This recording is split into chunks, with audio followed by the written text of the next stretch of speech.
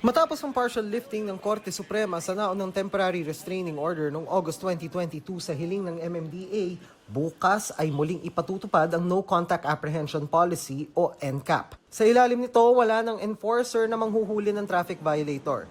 Pag nahuli ka ng CCTV kasabay ng artificial intelligence na ipinatutupad na rin ng MMDA, sa loob ng 7 araw ay maaaring makakuha ng abiso ng violation sa impormasyong nakalakip sa rehistro ng sasakyan. Yung registered owner ng vehicle, dahil may interconnectivity kami sa LTO, we would know. Meron na rin ho kaming pinaplano pati text.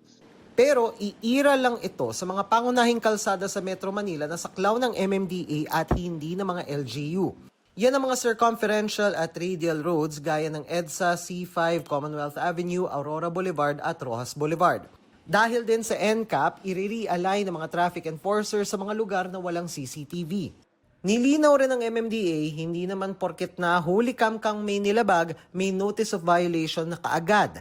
Pag-aaralan daw muna nila ang konteksto ng pangyayari. Pwede ring umapila ang mismong motorista sa MMDA. Nilinaw din ng MMDA na hindi ipatutupad ang NCAP sa mga lugar kung saan may problema sa traffic signage o mismong lane sa mga kalsada. In those areas, kapag alam namin may problema sa mga traffic signages. Just to be fair. Yes. And nakikipag-coordinate ho kami sa DPWH. We are fair in dealing with that. Kung mga pampublikong sasakyan naman gaya ng bus o TNBS ang may violation, sino sa may-ari o tsuper ang titiketan? Ang may-ari po ng sasakyan, pwede silang iparating sa MMDA. Mayroon naman silang log.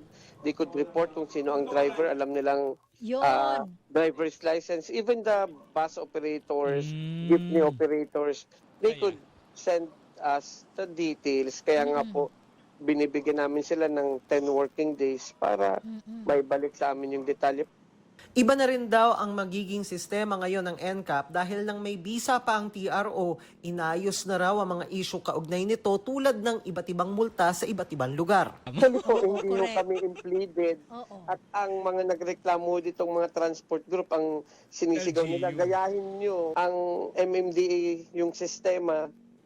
And somehow po, because of the single ticketing, naibaba natin yung mga amount ng fine sa buong Metro Manila, naging uniform na. Even LGUs, yung issues na binabato sa mga LGUs, nasettled din namin dito sa single ticketing. Giit ng MMDA, hindi fundraising ang NCAP, kundi paraan para tumino ang mga anilay barumbadong motorista. Pabor ako dyan, sir.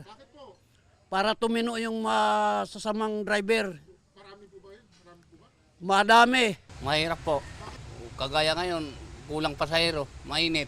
Di pa nga ako nakabondre, ilan kuwan ko na, ikot, 3 na. Mahuli pa, wala na ipapakain sa mga pamilya.